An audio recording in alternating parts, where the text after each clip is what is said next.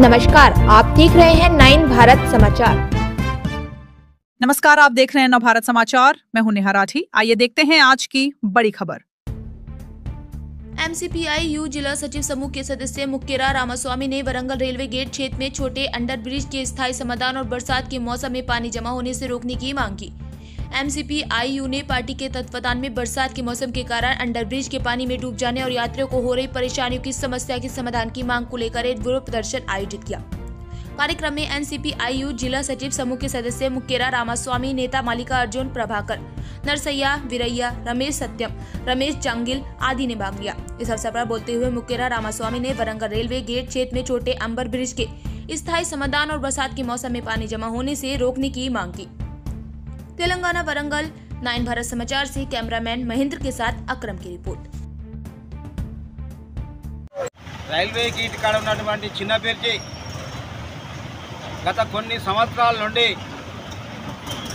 వర్షాకాలము water ఆగి ప్రజలకు చాలా ఇబ్బందులు ఎదురవుతా ఉన్నాయి।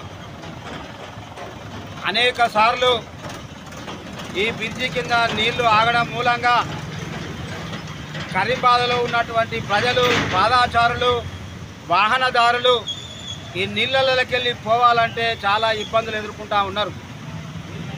అనేక సార్లు ఈ బ్రిడ్జి సమస్య మీద మున్సిపల్ అధికారులకు అదేవిధంగా మిగతా నాయకులందరికీ కూడా గతంలో ధర్నా చేసి వినతి పత్రాలు అందడం చేయడం జరిగింది।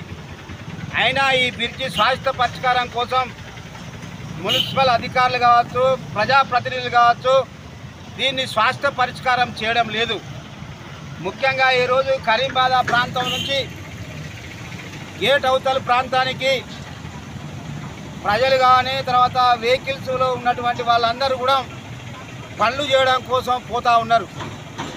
ప్రధానంగా మహిళలు ఈ కింది నుంచి నడవాలంటే, ఈ నీళ్ళలోకి వెళ్ళి పోవాలంటే, తర్వాత ఈ మురికి నీళ్ళలోకి వెళ్ళి పోవాలంటే భయభ్రాంతులకు గురి అవుతూ ఉన్నారు।